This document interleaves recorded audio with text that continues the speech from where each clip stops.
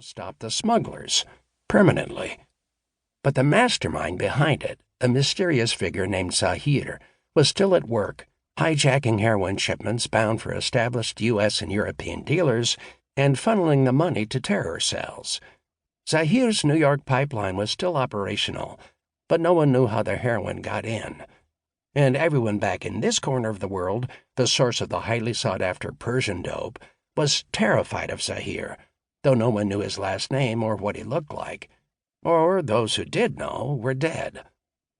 So little Maria, a major player in the New York dope trade despite being less than 5 feet tall, had put a bounty on Zahir's head and implored Joe to find that head and cut it off.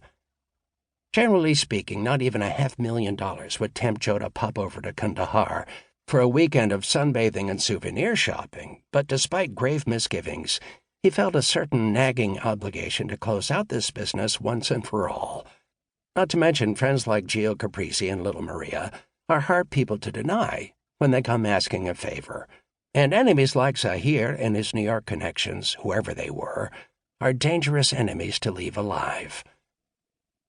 Joe's last caper had left some loose ends.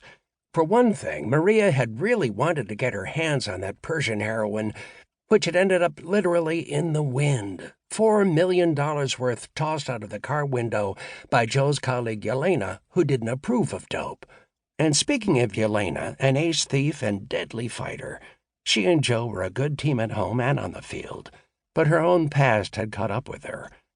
A child of the Russian prison system and a natural-born criminal, the Russian Secret Service, the SVR, had set her free on the condition that she spy on the Russian mob in New York.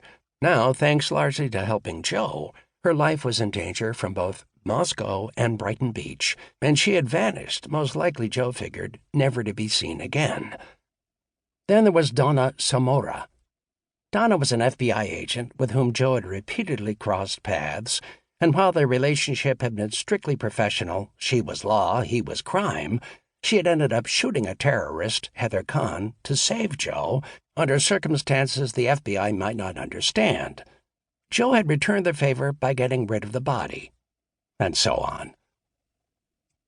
Let's just say Joe's life, the simple life of a strip club bouncer who lived with his grandmother in Jackson Heights and liked to read and watch Jeopardy, had suddenly gotten very complicated, and the idea of settling it all with one quick trip to Afghanistan and one well-placed bullet in the brain had seemed to make sense.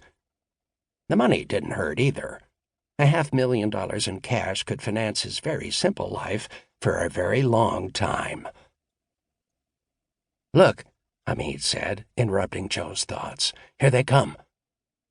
At the end of the last job, Joe had taken a cell phone off the corpse of a dope smuggler, Felix Habibi, and though it hadn't contained much data, Juno had managed to trace a few calls and emails to a nondescript office building in Kandahar.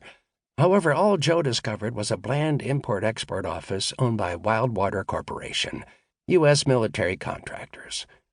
That didn't mean much.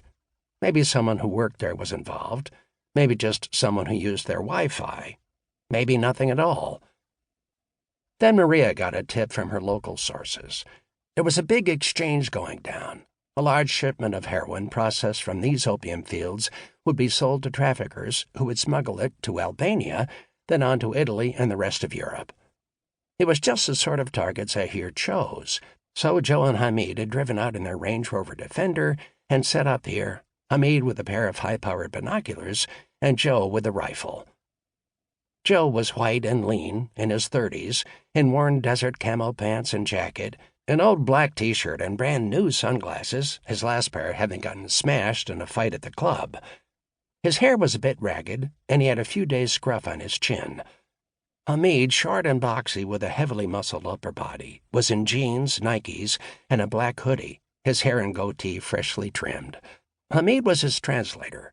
He was a fluent speaker of Farsi, known locally as Dari, but he wasn't local.